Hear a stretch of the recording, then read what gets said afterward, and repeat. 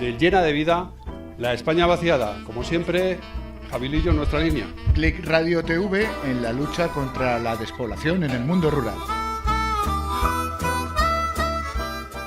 ¿Qué tal? ¿Cómo están? Buenos días, buenos días. Hoy es viernes y por eso de que los viernes suelen ser días buenos para la cultura, hoy vamos a tener un programa muy cultural con una de las escritoras, yo diría que más interesantes que hay ahora en el panorama español, Ángela Balvey, que además está promocionando su último libro, pero que la hemos llamado a Llena de Vida, la España vaciada, porque ella es una gran aficionada al mundo rural. De hecho, ha vivido algunos años en un pueblo de Ciudad Real y queremos también que nos dé su visión, además de hablarnos de su última obra, de cómo ve ella esto de la despoblación, del mundo rural y de la vida que tenemos. Ángela Balvey tiene puntos de vista muy interesantes, muy incisivos sobre lo que nos está pasando como personas, como sociedad, y seguramente cuando acaben de ver el programa van a salir un poquito más enriquecidos que cuando hayan empezado.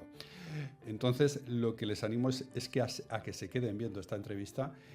Además de hablar de la España vaciada, hablaremos también de otros temas y luego ya nos cuentan qué les ha parecido. Y hoy tenemos también con nosotros, casi por tercer día consecutivo ya, a Vicky Menéndez, para ver si conseguimos que de una vez por todas se nos meta en la cabeza lo que es un domo, Vicky, y por qué los domos también pueden llenar de vida la España vaciada. Estas construcciones, Vicky, que son de vidrio y de aluminio. Yo me quedo ahí y luego ya tú explicas el resto. Perfecto. Si te parece. Vale, pues hoy comenzamos con Ángela Balvey, luego vamos con Vicky Menéndez y luego les cuento también qué es esto que tengo aquí, que me da miedo cogerlo porque se me va a parece que se me va a caer, se me va a romper, que es un premio que han dado a Click Radio Televisión, la Orden de Caballeros Custodios de Calatrava la Vieja. Luego también se lo cuento al final del programa. Así que no se retiren y comenzamos enseguida.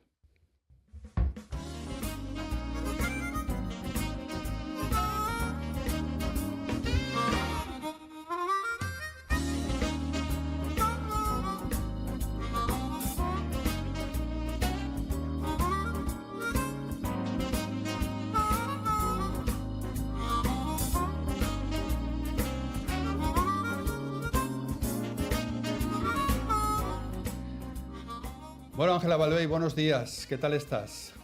Hola, ¿qué tal? Encantada. Uno cuando ve tu currículum se queda como anonadado, alucinado, no sé cómo presentarte, porque claro, dice Ángela Balvey, escritora y periodista, pero luego eres licenciada, doctora en Derecho, en Historia Contemporánea, en Filosofía, en Arqueología, en Antropología, en fin. ¿Cómo se puede estudiar tanto y no morir en el intento?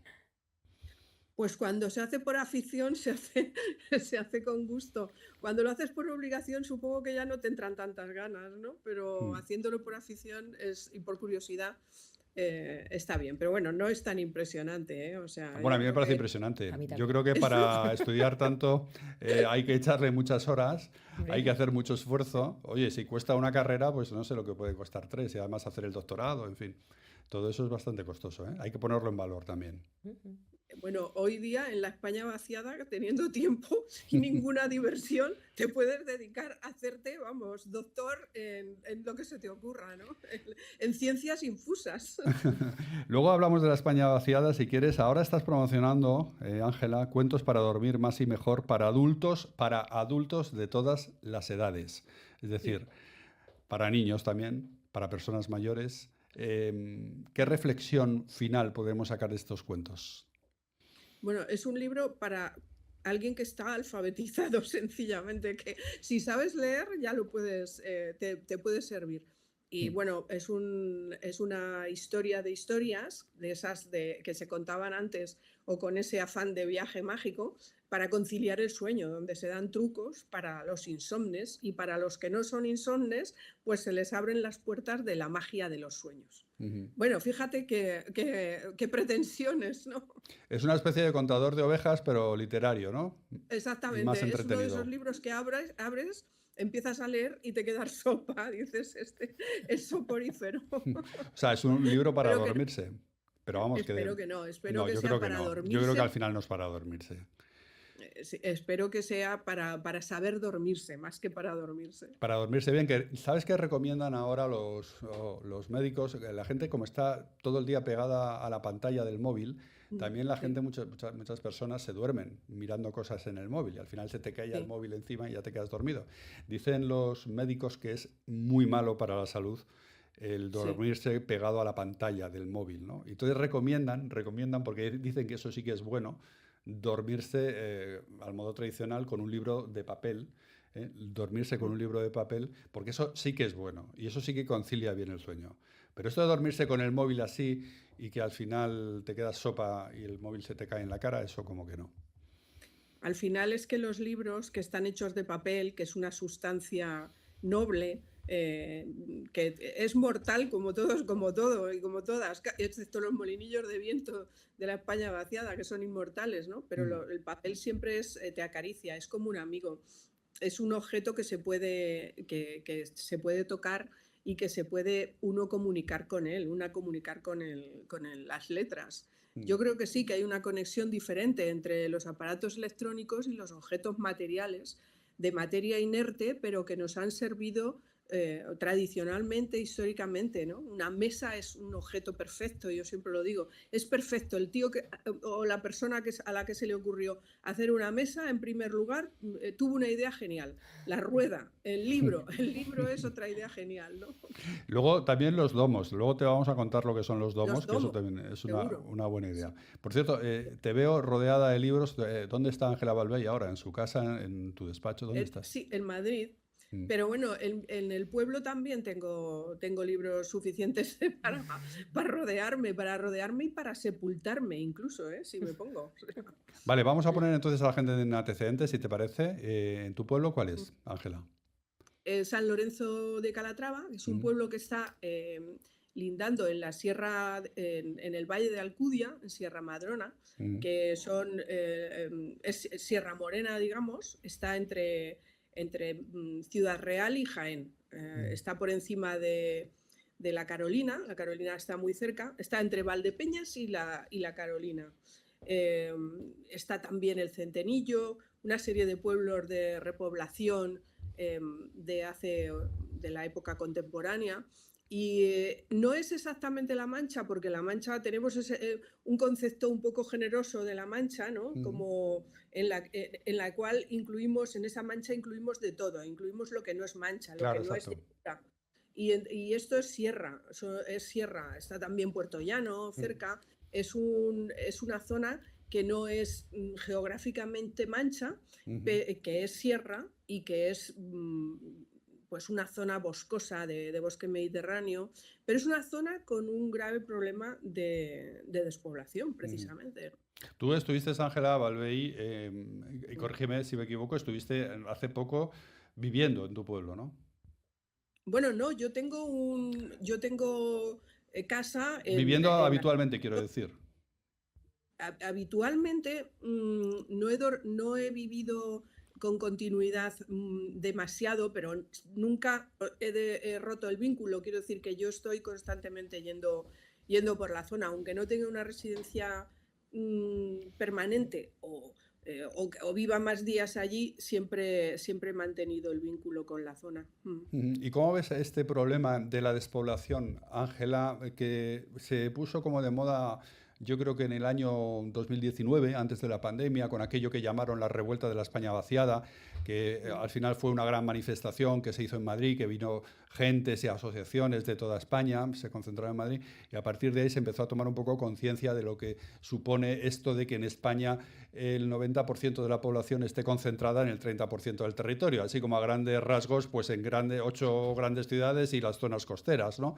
Y luego queda un amplio territorio despoblado en las dos Castillas, en Aragón, en La Rioja. ¿Cómo ves este tema de la despoblación y si piensas que tiene remedio o no? Em, a ver, no es una cosa exclusiva de España, como sabemos Ujú, todos. El vaciado de grandes territorios en Europa es algo que se puede ver, está a ojos vista en muchos países, no solamente en España. Pero España tiene, a mi modo de ver, tiene causas que se pueden determinar, aparte de las propias de la época, que son el avance de la industrialización y la consiguiente desindustrialización. Estamos en otro estadio, ¿no?, de la revolución industrial. Ya la industria no es la que había en el siglo XIX, en el siglo XX, la que generó al proletariado industrial precisamente, ¿no?, objeto de revolucionario, y etcétera, etcétera, sino que ya estamos en una revolución tecnológica, que es otra cosa. Entonces eso ha cambiado completamente el modo de producir y el modo de generar riqueza. Entonces, al haber desaparecido en zonas, por ejemplo, la mía, Puerto Llano. Puerto Llano era una zona, toda esa zona era una zona muy industrial y minera también. La minería es otra cosa que ha desaparecido, ¿no?, del panorama. En Asturias tenemos un claro ejemplo de cómo la desindustrialización genera despoblación y genera la España vaciada que llamamos ahora, ¿no? Pero aparte de eso, yo es que creo que también ha habido una extracción de recursos por parte de unas regiones que han consumido a lo que ahora llamamos España vacía. Quiero decir que con Franco esto ya ocurría también en el siglo XIX. Por ejemplo, se capitalizaba toda la inversión en el País Vasco y en Cataluña, precisamente las regiones que no tienen un gran entusiasmo por la idea de España, han sido las que más han conseguido disfrutar de lo que es España, de su riqueza. Porque España no es un país pobre, España es un país rico. Fue un imperio y evidentemente no lo es, cada vez es más insignificante en el plano internacional, pero tiene unas sólidas bases de aquella riqueza de la que disfrutó en su momento y unos recursos que se generan incluso a día de hoy, porque es una máquina recaudatoria, la agencia tributaria, por ejemplo. Pero todos esos recursos se han ido extrayendo a lo largo del tiempo, incluido en la época franquista, y poniéndolos en zonas que desde luego no son la España vaciada, que es la España mansa. Es la España, es la esencia de España. Y es como si hubiera habido como si se hubiera consumido esa esencia para llevar la riqueza a zonas que precisamente no creen en España. Y eso me parece que es un factor importante, cómo la industrialización siempre se ha priorizado en el norte de España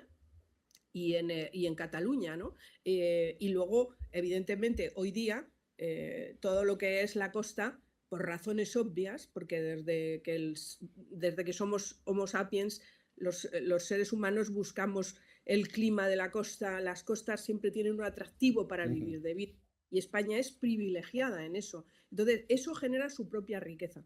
Pero, insisto, creo que una de las causas que no se suelen mencionar de la despoblación de la España vacía es que los recursos sencillamente no han llegado. No han llegado en épocas incluso de las cuales todo el mundo abomina. E incluso en las recientes, desde los años 2000 hasta la presente fecha, España ha recibido miles de millones de la Unión Europea, de los cuales, ¿cuántos han ido? ¿Qué porcentaje ha ido a la España que llamamos vacía y despoblada? Me parece muy interesante esto que estás diciendo. Me quedo con esta idea que has expresado. Bueno, me parece un titular estupendo. La España vaciada es la España mansa. O sea, es la España que no protesta, ¿no?, hasta que ha comenzado a protestar. Y luego otra idea muy importante, aparte de la España vaciada y es la España mansa, esto que dices de la España que no cree en España es la que finalmente recibe todos los recursos, o bien porque hay que tenerla contenta. Aludías tú a la época franquista, donde efectivamente se industrializó todas esas zonas que no quieren saber mucho de España. Y estamos hablando de lo que está ocurriendo ahora con este concepto tan en boga de la financiación singular, ¿no?, que es lo que está vendiendo el gobierno de España de Pedro Sánchez a Cataluña, ¿no? La financiación singular, que finalmente es una financiación privilegiada en detrimento de esa España vaciada o mansa, ¿no? Seguimos en las mismas. Sí. Es lo mismo de siempre, es la misma dinámica que sigue empobreciendo, porque además si esto se pone de verdad en marcha, si esto es un mandato que hay que cumplir, realmente el salto hacia atrás el salto cualitativo y cuantitativo y de todos los IVOs que se te ocurran hacia atrás que va a tener la España vacía va a ser brutal. Porque cuando ha habido recursos por miles de millones, no los han recibido, ahora cuando lo poco que reciba por la solidaridad interterritorial que hay más o menos sobre el papel, todos esos recursos también se le detraigan y tengan que sacárselos al trabajo y a las costillas de los habitantes de la España vaciada, el empobrecimiento puede ser, no sé, bíblico, porque no encuentro una palabra para definirlo, ¿no? No va a ser sostenible, eso va a ser la puntilla, el remate. Y yo, ojo, que yo parto desde el principio de que todo no tiene que estar lleno, que probablemente hay zonas en las cuales pues, nunca va a haber, porque nunca ha habido población, y no todos los pueblos tienen que ser la alegría de la huerta, pero hay maneras de conservarlos y de mantener unos mínimos dignos y además que tienen con su valor ecológico, con su valor económico, con su valor cultural, que es muy importante, que nadie lo pone en valor, valga la redundancia, ¿no? O sea, ¿tú cómo puedes ignorar el valor cultural de los pueblos, de su arquitectura, de sus costumbres, de su folclore, de lo que es eso, la cultura, ¿no?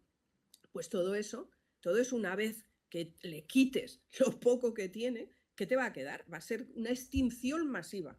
Lo mismo que se extinguen las especies, o sea, hay extinciones masivas y ahora estamos viviendo precisamente la sexta extinción. Esto va a ser como la sexta extinción de la España vaciada. La sexta extinción de las especies, Ángela, esto no es la primera vez que lo escucho. ¿Esto qué teoría es? La sexta extinción de las especies. Sí,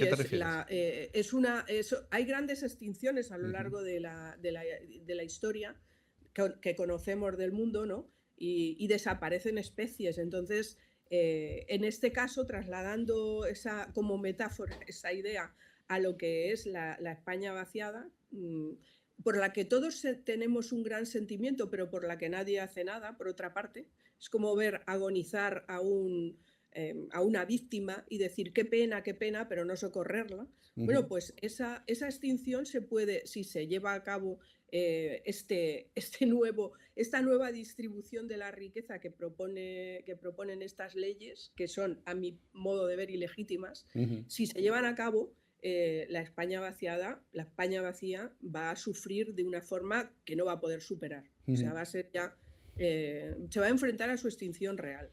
Luego, Ángela, hay mucha polémica. Es que ahora has dicho España vacía. Hay mucha polémica hasta con la propia denominación de la España vaciada. Hay gente que le rechina esto de la España vaciada. Dice, no, eso suena muy mal, muy negativo. Nada, eso no hay que decirlo.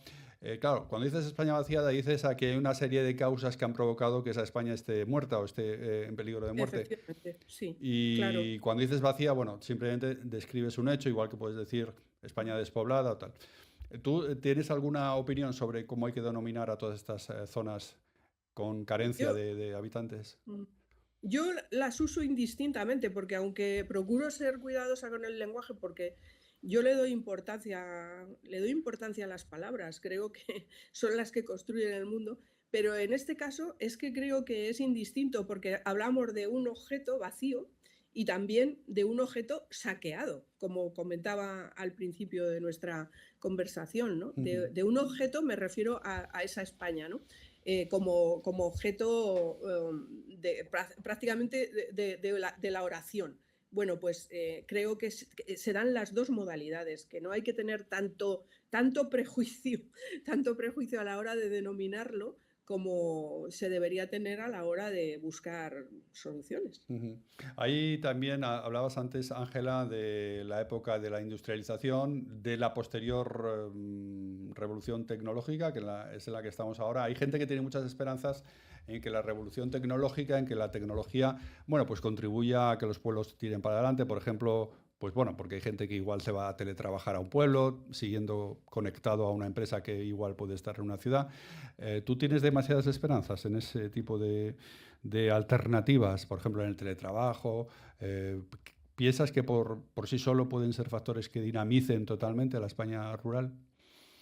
No, yo en el teletrabajo no tengo una gran confianza porque creo que la mayor parte de los trabajos no se pueden teletrabajar. Ujú, O sea, claro, en una España de funcionarios o de gente que cobra una pensión o que tiene, o los nómadas digitales, los ujú, nómadas digitales no se van a la España vacía porque en la España vacía o vaciada directamente los fríen a impuestos. No claro. solamente tienen dificultades para abrir un negocio, sino que aunque tengan el negocio en otro sitio, se convierten en prisioneros de una situación fiscal que es roza lo escalofriante. Bueno, Ujú, roza no, es escalofriante. Y todos los trabajos, insisto, no se pueden hacer teletrabajando. ujú, La mayoría de ellos no se pueden hacer. Un camarero no va a teletrabajar nunca y España pues ujú. es un país en el cual la industria turística cada vez es más importante. A pesar de todas las quejas y muchas con razón, no es una parte de nuestra riqueza que es muy, muy considerable. Entonces, eso, hay profesiones que no, un notario no puede teletrabajar directamente.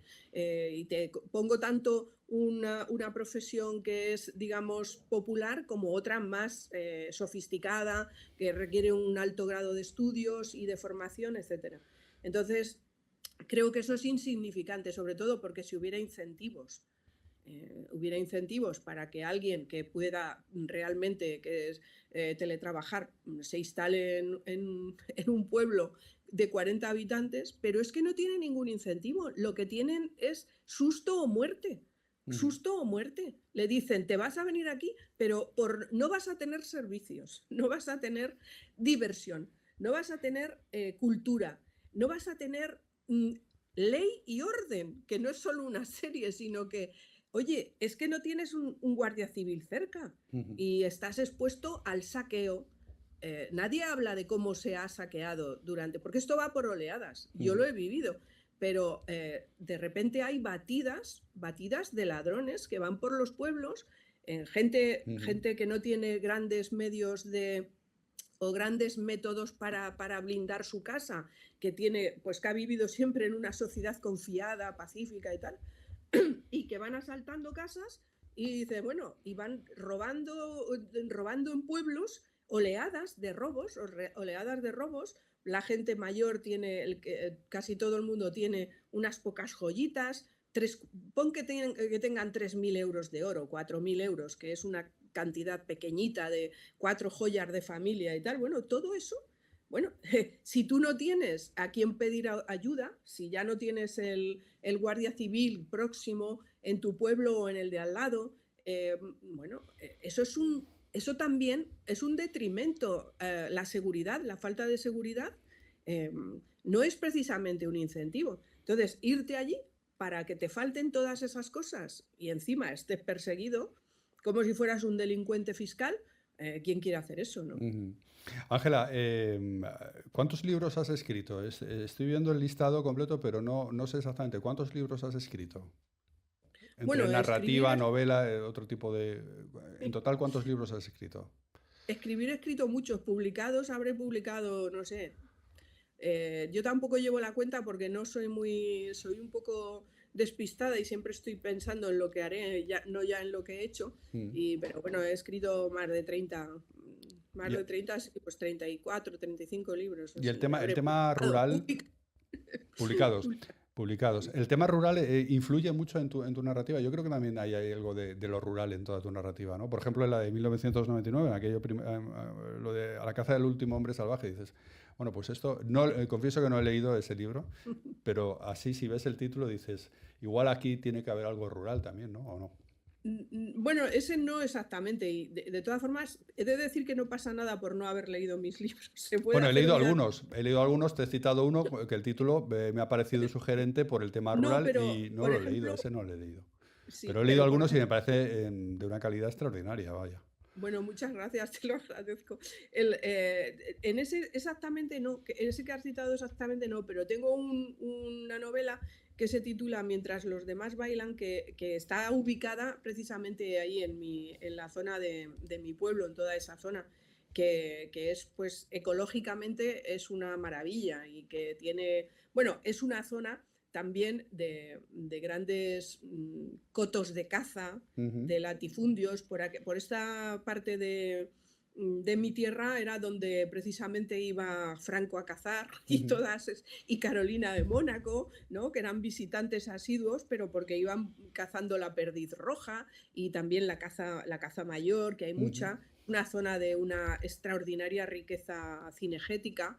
Hay linces que se han recuperado, que estuvieron a punto de extinguirse, y escribí esa novela, la ubiqué precisamente ahí, en esa parte, pero claro, eran los años 40. Y en los años 40 había una percepción, aunque era la España, mm. una España siniestra, como todo el mundo sabe, y más los que la vivieron, pero había una percepción de crecimiento inminente, de que Claro, algo iba a cambiar. claro. Por ejemplo, había mucho trabajo, había mucha Ujú, gente joven, ujú. bueno, poco alfabetizada quizás, pero con una fuerza impresionante, ¿no? Que fueron los que al final construyeron España con sus manos. Claro. Y eso ha cambiado radicalmente. Claro, Ha esa sido eso. España de los años 40 era una España rural, donde la mayor parte de los españoles vivían en entornos rurales, pero era previa a esa España que se desarrolló, pero que trajo consigo todo ese éxodo brutal de la gente del campo a la ciudad, ¿no? En busca de oportunidades, ¿no? Y ese éxodo también provocó un vaciamiento, ¿no? De la España rural, ¿no? Claro, pero es también normal cuando ya se salta al desarrollismo y Claro. entonces cambian los modos de producción, cambia la industria, cambia todo, hay una necesidad de mano de obra dentro de la propia España, pues eso, la gente emigraba a Barcelona, que era donde encontraba trabajo en fábricas, emigraba al País Vasco y también emigraba fuera de España. Luego ya en los años 60 se empiezan a ir a, pues, a Alemania, a Francia, a Suiza. En Suiza hubo mucha emigración española y gente que se instaló y que allí sigue, que ya son, de hecho, sus hijos, sus descendientes, sus nietos son suizos, ¿no? Y era es que digamos que también la población va al ritmo del trabajo, de cómo cambian los modelos de trabajo y cómo cambian las formas de ganarse la vida. Entonces, ahora, en nuestro tiempo, el modelo ha cambiado brutalmente de un momento para el siguiente, porque realmente no hemos tenido mucho espacio ni tiempo para darnos cuenta de lo que pasaba, sino que nos hemos encontrado con una desindustrialización a la antigua. Ujú, Ahora la tecnología, que es lo que está marcando la revolución, la última revolución industrial, ujú. que le podemos llamar así, bueno, es que en España, pero no solo en España, en Europa no hay iniciativas tecnológicas, no hay una fuerza innovadora, creadora puntera de riqueza de la nueva revolución. Antes teníamos puntos de industrialización donde la gente podía emigrar, pero ahora con este nuevo panorama tecnológico no hay esa, porque tampoco se fomenta. O sea, porque todo el dinero, una cantidad ingente de recursos, están yendo a la nada. Es como dinero tirado, es una riqueza que se está tirando y que no se está empleando en lo que necesitaríamos para crear esos focos de riqueza que incluso repoblaran muchas partes de España y de Europa. Ujú. Ahora estamos hablando mucho, eso que te decía, de la tecnología como salvavidas, que el teletrabajo, que tiene que haber conectividad, tenemos buena conectividad también en los pueblos, en cualquier pueblo de España generalmente uno se puede conectar sin problema a internet, todo eso está muy bien. Pero claro, yo lo que me pregunto siempre cuando hablo con gente, bueno, pues que tenéis una opinión fundamentada, digamos, sobre todos los problemas que puede haber ahora, si es posible un pueblo sin agricultura y sin ganadería, ¿no? La agricultura se muere en España, no, prácticamente nadie se dedica al campo ni ve rentabilidad en el campo y la ganadería también. ¿Es posible que haya vida en los pueblos si no hay agricultura y ganadería? No, no, efectivamente, si tú has acabado con la industria, has acabado con la minería, tampoco quieres que haya, porque hay una oposición que está fomentada por el interés y por objetivos también ideológicos. No quieres que haya minas de litio o una granja, no quieres que haya una explotación que podría dar empleo a una zona, una fábrica de galletas, yo qué sé, algo. Bueno, pues entonces, ¿qué esperas? La ganadería y la agricultura están en toda Europa, pero sobre todo en España, están siendo perseguidas porque la idea es acabar con el sector primario, convertir toda Europa o una buena parte de Europa en lo que se utilizaba antes para la agricultura, convertirlo en bosque. Por ejemplo, la pretensión con los olivos. Los olivos que son nuestra cultura, o sea, es un símbolo de identidad de los más básicos de la cultura occidental, porque eso es el Mediterráneo. Claro. El Mediterráneo es la vid y es el olivo. Entonces, si tú acabas con la vid y con el olivo, dejas el olivo, porque la gente no sabe que el olivo no es un árbol. Normalmente, claro. Bueno, quiero decir, la mayoría de las personas no caen en que los olivos no son árboles, son arbustos. Y entonces, si tú los dejas crecer salvajes, que es lo que se pretende para convertir en boscoso grandes terrenos que hasta ahora han sido productivos y han dado pues una rentabilidad y que además han creado pues una cultura que, como os digo, es la parte más esencial de lo que es la cultura occidental. Nace de la vid y del olivo, del vino y del aceite. Entonces, hay una persecución clara porque se quiere pasar sobre el sector primario. Pero el sector primario, entonces, si lo eliminas, como tú mismo dices, ¿qué es lo que te queda? Si ya no tienes rentabilidad en el campo, ¿cómo esperas que la gente esté en el campo? ¿Qué hace la gente? ¿De qué va a comer? Teletrabajar, todos a teletrabajar a los pueblos. Eso es lo que yo no acabo de ver. Todos vamos a ejercer de ejecutivos de marketing de empresas de Indonesia, ¿o qué es esto? Porque no entiendo cuál es el... Ángela Balvey, muchas gracias. Ha sido un privilegio, ¿verdad, Vicky, hablar con ella? ¿Verdad que tiene un punto de vista muy interesante? Tiene una manera de hablar que me queda con un par de cosillas ahí muy curiosas de cómo habla de bien, de bonito. Claro, gracias. Y sobre todo da gusto hablar con personas que tienen como un punto de vista tan formado, de haber estudiado, de haber observado la vida. Exacto. Y lo que enriquecen, exacto. ¿Verdad? Bueno, por cierto, Ángela, voy a recordar el libro que estás ahora promocionando, Cuentos para dormir más y mejor para adultos de todas las edades. Muchas gracias. Eso es lo que tenemos ahora en el candelero de Ángela Balvey, y hoy hablando con ella de todo el mundo rural, de la España vaciada, de sus orígenes y de su posible evolución, que no lo vemos muy claro, pero bueno, hay que contarlo también. Ángela, muchas gracias por estar con nosotros. Un gran abrazo, muchas gracias. Hasta otra, Ángela, adiós. Adiós. Halo. No lo ve ahora, tenían un chico... En Eurocaja Rural podríamos haberte traído a la Orquesta Armonía. La orquesta que da igual la canción que versione, que siempre baila con el mismo pasito. Pero de nuestros pueblos preferimos traerte sus valores, como el trato humano, cercano y profesional que damos en todas nuestras oficinas. Eurocaja Rural, la banca que tú quieres. Bueno, hoy tenemos también con nosotros a Vicky Menéndez, que ha estado muy atenta escuchando a Ángela Balvey. Un gusto haber escuchado a Ángela Balvey, que por cierto, la podíamos haber dicho a Ángela Balvey, que igual si se va con un domo a su pueblo de Ciudad Real, pues igual es un buen sitio para inspirarse y escribir también. Por supuesto. Pero hoy, ¿de qué teníamos que hablar hoy de los domos? Teníamos que hablar de los miedos que tiene la gente. No, eso ya lo hemos hablado. Hoy tenemos que hablar de los diseños. De los diseños, eso es. De los diseños y del otro, ¿qué teníamos que hablar más? Y vamos a hablar un poco lo que nos comentaba Ángela de la necesidad de ayudar a los pueblos, que es complicado. Porque si ya desde arriba nos pisan, y es así. Yo tengo mi familia de Asturias y sé perfectamente de primera mano lo que están haciendo con ellos. O sea, que tú eres dueño de tu campo de toda la vida y que no puedas pasar con el tractor o segar a cierta hora porque te detienen. Como un vecino en Asturias que lo tuvieron por segar a las 2 de la tarde. Que no puedes porque con el sol se puede prender fuego el campo. Ahora sí. Pero bien, pero... Sí, entramos a los domos. Pero vamos al tema de los domos, que tú has venido aquí a perdón, hablar es que me he quedado impactada yo. Con lo de Ángela Balvey. Sí. Te ha movido el alma. Sí. Y te has acordado de las raíces de muchas rurales cosas, sí. Bien, pues por eso quiero que vengas al programa, para al final te metas tú también. Claro, Igual que claro, se claro. nos tiene que meter los domos en la cabeza, a ti se te tiene que meter lo de España vaciada. No, sí, yo ya lo Porque tengo necesitamos una arreglado. colaboradora fija. Entonces, Sí. entonces, lo que queremos es que hoy nos expliques el tema del diseño de los domos. Bueno, pues los domos, nosotros somos una fábrica, nos llamamos Design Force. Tenemos un programa aquí en Click Radio los miércoles a las 12 de la mañana donde hablamos de todo esto y mucho más.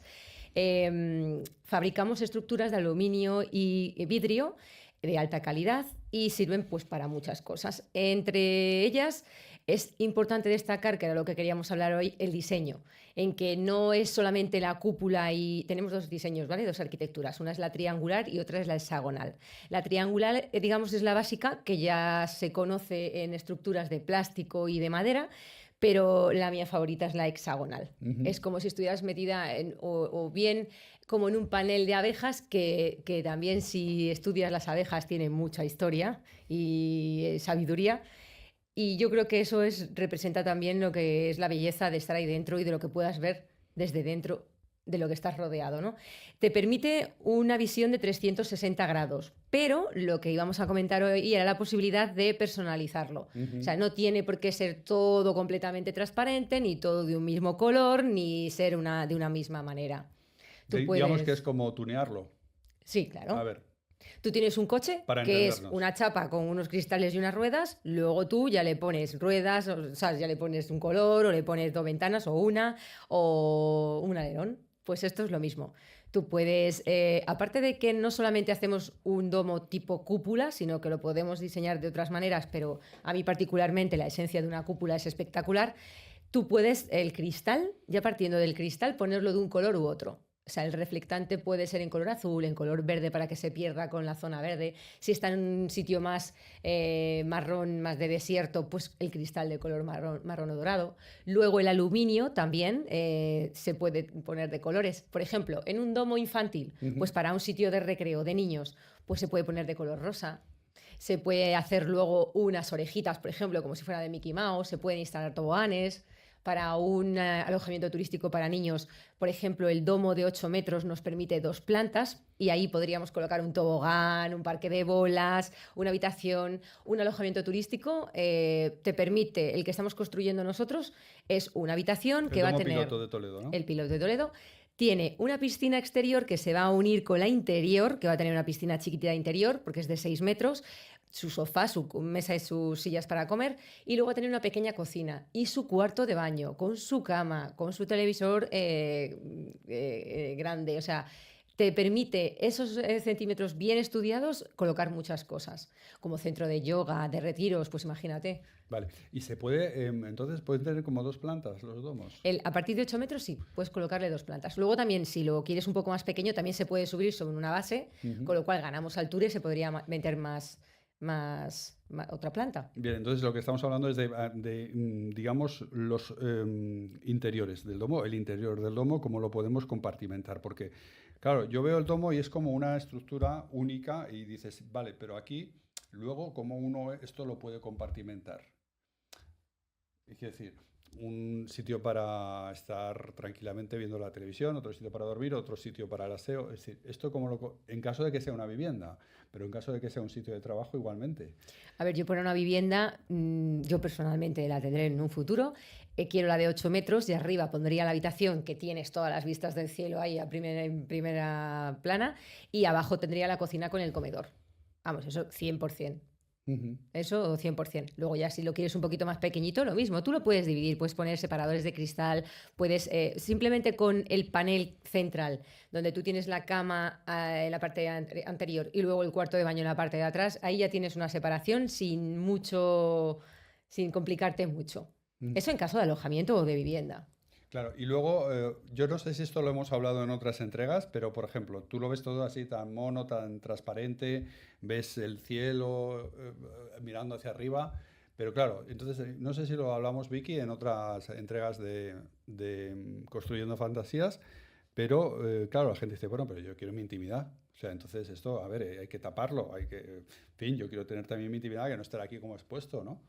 Hombre, tienes muchas posibilidades. La primera es cubrir esas zonas que no quieras que te vean. Si tú, por ejemplo, tienes una parte anterior con vistas, pero tus vecinos están a la derecha, pues puedes cubrir toda la zona posterior y los laterales, que tenemos infinidad de materiales y además súper bonitos. O sea, te puedo decir hasta de materiales que brillan con purpurina especial, con metacrilato, con efecto aluminio desgastado, piel, madera. O sea, tienes infinidad de materiales para cubrir. Luego, el cristal lleva un reflectante que, aparte de evitar que el sol entre dentro del domo de igual manera que si no lo tuviera, hace efecto espejo. Por lo tanto, de día a ti no te van a ver dentro.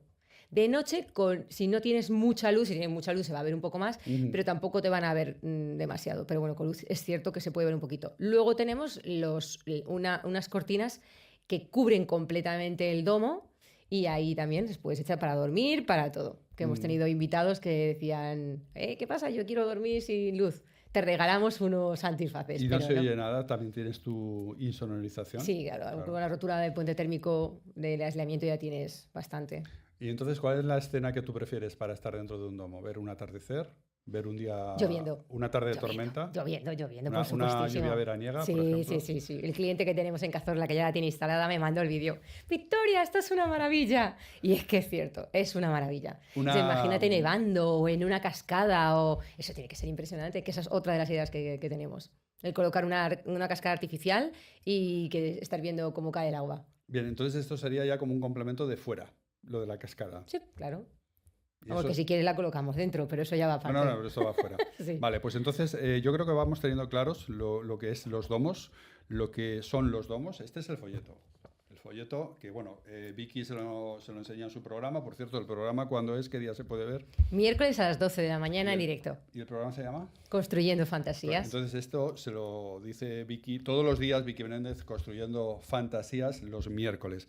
Y ahora antes de terminar, es que me da miedo cogerlo, pero les tengo que contar esto, que es la Orden de Caballeros Custodios de Calatrava la Vieja, que nos han querido dar un premio a todos los integrantes de CLIR Radio Televisión, la Cruz de Plata con distintivo rojo. Es una orden muy tradicional que enlaza pues con todo lo que es la historia precisamente de esta zona, al menos cercana a donde estaba Ángela Valey, ¿no? El pueblo de Ángela Valey, toda esta zona de La Mancha, que fue repoblada en su día por órdenes militares, y entonces esta orden de los Caballeros Custodios de Calatrava la Vieja, bueno, a ver si Javier Lillo, que fue el que recogió el premio, que me corrija, porque igual estoy diciendo una barbaridad, pero yo creo que enlaza con toda esa historia de las órdenes militares que repoblaron en su día, ¿no?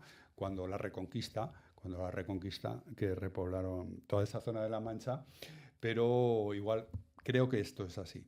Creo que esto es así porque además he visto las fotografías y todos van con unas capas impresionantes, como de una época así como muy medieval, digamos. Entonces ellos como que custodian también toda esa tradición y nos han dado este reconocimiento de los Caballeros Custodios de Calatrava la Vieja.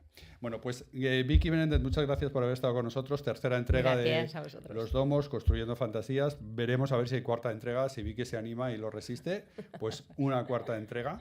Y nos vamos. Se quedan ahora con las noticias de Eurocaja Rural. Nos vemos la semana que viene. Adiós.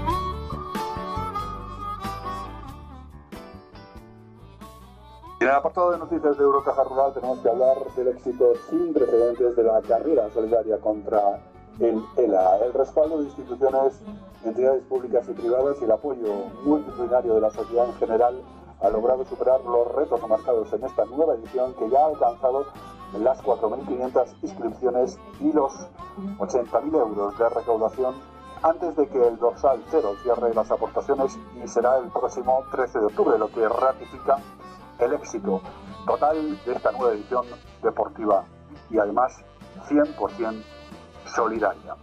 Por otra parte, Eurocaja Rural ha asistido al acto de conmemoración del 50 aniversario del Hospital de Parapléjicos de Toledo, que ha tenido lugar en el Polideportivo Hospital Nacional de Parapléjicos Estrella de los Mares. El presidente de la entidad, Javier López Martín, acompañado por la gerente de la Fundación de Eurocaja Rural, Susana Cortés, ha trasladado su felicitación a la gerente del Hospital Nacional de Parapléjicos, Mónica Alcobendas, por esta relevante efeméride y por la labor fundamental e imprescindible que desarrolla este centro hospitalario en beneficio de las personas que sufren lesiones medulares.